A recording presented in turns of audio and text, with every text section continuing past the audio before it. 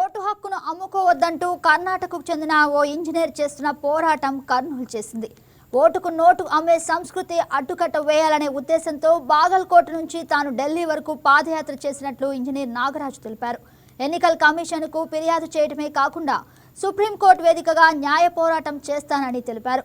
ఆయన వేస్తున్న అడుగులు ఇప్పుడు దేశవ్యాప్తంగా చర్చనీయాంశమవుతున్నాయి. ప్రజాస్వామ్య పరిరక్షణ కోసం నాగరాజు చేస్తున్న ఈ సాహసోపేత యాత్రకు సంబంధించి మరింత సమాచారం మా correspondent Muralikrishna face to face ద్వారా అందిస్తారు. భారతదేశంలో ప్రతి ఒక్కరూ స్వేచ్ఛగా ఓటు హక్కును వినియోగించుకొని తమ నాయకుడిని ఎన్నుకునేందుకు కల్పించినటువంటి రాజ్యాంగ హక్కు ఉల్లంఘన జరిగింది. కర్ణాటకలో ఇటీవల జరిగినటువంటి బై ఎలక్షన్స్లో ఎలక్షన్ బూత్లో ముందే డబ్బులు పంచారు. దీనికి సంబంధించి ఎలక్షన్ కమిషన్కు ఫిర్యాదు చేసినా కూడా ఎలాంటి ఫలితం లేదు. కాబట్టి తాను కర్ణాటక రాష్ట్రం నుంచి పాదయాత్రగా ఢిల్లీకి వెళ్ళి ఢిల్లీ ఎలక్షన్ కమిషన్కు కంప్లైంట్ చేసి అక్కడ ఆందోళన చేపడతానని చెప్పి నాగరాజ్ కల్పురాన్ ఒక వ్యక్తి పాదయాత్రగా వెళ్తూ ఉన్నారు. ప్రస్తుతం మనం అతనితో అడిగి మరిన్ని విషయాలు తెలుసుకునే ప్రయత్నం చేద్దాం. बोलो भाई, आप कहाँ से है, क्या हुआ, कहीं के किसी लिए आप पैदल जा रहा? मैं नागराज कलकुटकर हूँ, कर्नाटक से।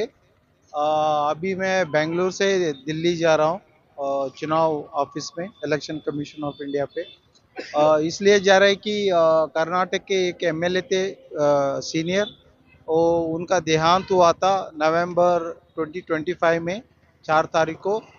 उसके बाद वो बागलकोट कॉन्स्टिट्यूंसी से बिलोंग का एमएलए थे और उसका देहांत होने के बाद अप्रैल 9 को बाई इलेक्शन हुआ था। मैं कर्नाटका राष्ट्र समिति पक्ष से पार्टी से मैं कंटेस्ट किया था इलेक्शन को। इलेक्शन दिन ही कांग्रेस पार्टी के कुछ नेता लोग अपने कैंडिडेट के वास्ते वोट मांगने के लिए वोटर को पैसा बांटा, 500,000 ऐसे बांट के वोट मांगने का कोशिश किया। उसका वीडियो भी पूरा राज्य भर में वायरल हुआ, देश भर में। और खुद मैं कैंडिडेट हूँ। ये इलेक्शन में जो करप्शन हुआ है इसके मामले में अभी मैं उधर का RO returning officer, district election officer और Karnataka election chief election officer को कंप्लेंट दे दिया है।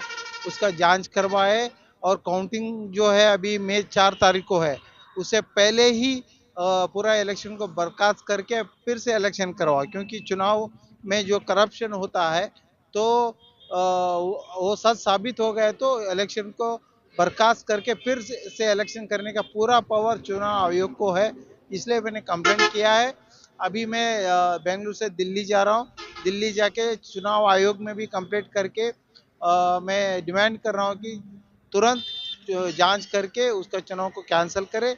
नहीं तो नहीं किया तो फिर मुझे कर्नाटका हाई कोर्ट या सुप्रीम कोर्ट में केस डालना पड़ेगा।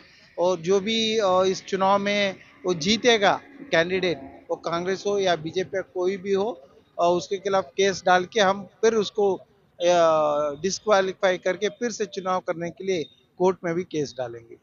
बोलो भाई, आप कितना तक पढ़ाई किया, आपका एजुकेशन क्वालिफिकेशन क्या है, आप कहीं के लिए इलेक्शन में कंटेस्ट किया?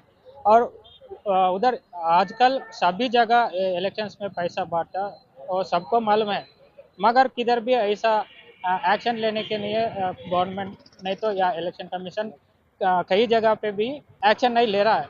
आप क्या कि मेरा नाम नागराज कलकुटकर है, मेरा एमएससी एमटेक है। मैं प्रोफेशनली जियो स्पेशल इंजीनियर हूँ और पॉलिटिशियन हूँ। देखिए, जो भी चुनाव होता है, बाई इलेक्शन हो, जनरल इलेक्शन हो, देश भर में कोई भी राज्य का इलेक्शन हो, ये पैसा बांटने का, दारू बांटने का, सारी बांटने, कुकर बांटने करके वोट मांगने का और जाति धर्म पे वोट मतलब जनता को भड़का के और इमोशनली फूल करके वोट लेने का और सत्ता में आने के बाद फिर करप्शन करना, लूटपाट करना, ये तो कर ही रहे।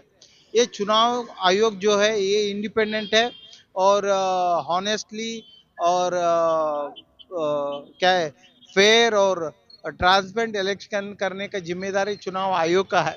पूरा देश भर में बड़े बड़े पार्टी ये सब करते हैं, जो कांग्रेस हो, बीजेपी हो और अलग अलग राज्यों का जो रीजनल पार्टी हो, सारे लोग यही काम करते हैं कि चुनाव में पैसे दारू बांटते हैं।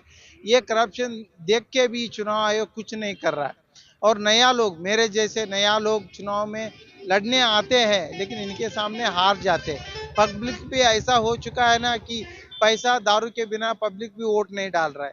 ये लोगों को सोचना है कि अगर आप वोट बेच रहे हैं पैसे दारू के लिए, कि अपना डेमोक्रेसी को आप ही खुद उसका हत्या कर रहे हो दिन दहाड़े। मतलब अपना जो फ्रीडम है, डेमोक्रेसी है, सब आप अपने आप लोग ही हत्या करके ये पूरा देश भर में सत्ता को भ्रष्ट क्रिमिनल क्रिमिनल लोगों के हाथ में सत्ता दे रहे हो, और बाद में आप ही रो रहे हो, आप ही भुगत रहे हो। इसलिए मैं देश की जनता को विनती करता हूं कि आप अपना वोट ना भेजें, और करप्ट क्रिमिनल क्रिमिनल ऐसे लोगों को आप सत्ता से दूर रखो, और नया युवा लोगों को जो पढ़ा लिखा है उनको भी एक मौका दो। एक बदलाव देश में लाने का बहुत जरूरी है। इसलिए मैं पूरा देश भर में यात्रा कर रहा हूँ। अभी देखो मैं जो कर रहा हूँ, बहुत सारे लोग बोल रहे थे कि ऐसा कोई नहीं करता है। नमस्ते। చూస్తున్నారు కదా, ఇదైతే అక్కడ జరిగినటువంటి ఎలక్షన్ లో జరిగినటువంటి అవకతవకలు. ఎలక్షన్ రోజే పోలింగ్ బూత్ ముందే డబుల్ పంచారన్న ఆరోపణలు అతని దగ్గర పూర్తిగా ఎవిడెన్స్ ఉన్నా కూడా అక్కడ ఎలక్షన్ కమిషన్ ఎలాంటి చర్యలు తీసుకోలేదు కాబట్టి తాను ఆ కర్ణాటక బెంగళూరు నుంచి నేరుగా ఢిల్లీ వరకు కూడా పాదయాత్రగా వెళ్ళి అక్కడ ఉన్నటువంటి ఎలక్షన్ కమిషన్ లో ఫిర్యాదు చేసి అక్కడ జరిగినటువంటి అవకతవకలపై చర్యలు తీసుకోవాలని కోరుతానని చెప్తా ఉన్నారు. వీడియో జర్నలిస్ట్ అశోక్తో మురళీకృష్ణ, వైకే టీవీ, కర్ణాటక.